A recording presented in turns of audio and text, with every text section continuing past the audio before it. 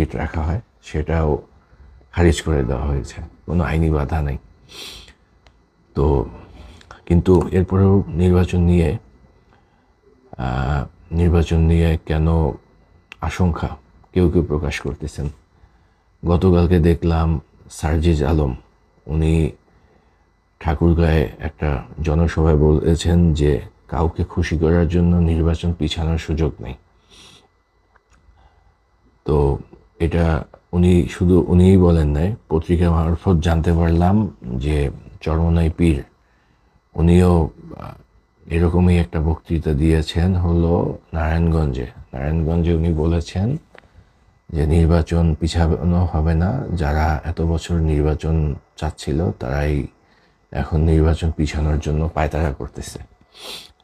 আমার কাছে মনে হচ্ছে এগুলো একটা মেঠো বক্তৃতা।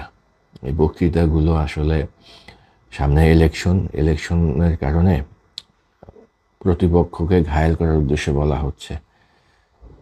এটা হলো আপাত দৃষ্টিতে এমনটাই মনে হচ্ছে, তারা রাজনীতির মাঠে সরগরম রাখার জন্য এসব বক্তৃতা দিচ্ছে। আমি নির্বাচন পিছানোর জন্য মতো কোনো কারণ দেখি না। আমার কাছে মনে হচ্ছে যে 26 সাল নির্বাচনটা হয়ে যাবে, আপাত দৃষ্টিতে কোনো বাধা নাই। এখন আইনি বাধা ছিল, সেটা গেছে। রাজনৈতিক সমঝোতার অভাব ছিল, জুলাই সনদ, সংস্কার না, নির্বাচন, এগুলো ছিল। এগুলো সব কিছুই ক্রমশ কেটে গেছে। এখন আর নির্বাচনে কোনো বাধা নেই। তবে হ্যাঁ, নির্বাচন হচ্ছে, এটা যেমন ভালো দিক। মন্দ দিক হলো যে একটা অভ্যুত্থান হয়ে গেছে। সেই অভ্যুত্থানটা আসলে যে উদ্দেশ্য নিয়ে হয়েছিল বা যে উদ্দেশ্য বাস্তবায়নের জন্য অভ্যুত্থানটা গত বছর অভ্যুত্থানটা হয়েছিল, এটা আসলে অলরেডি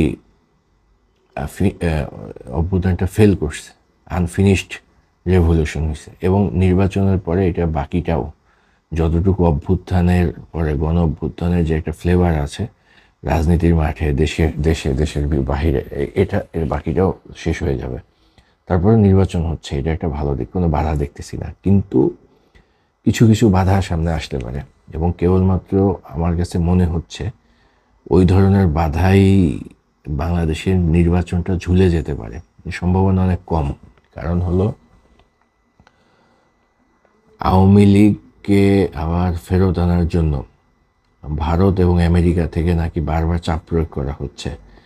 বিশেষ করে সরকার থেকে নাকি একটা গ্রিন সিগন্যাল দেওয়া হয়েছে, সেটা মানব জমিনে দেখলাম। মানব জমিনে বলা হয়েছে যে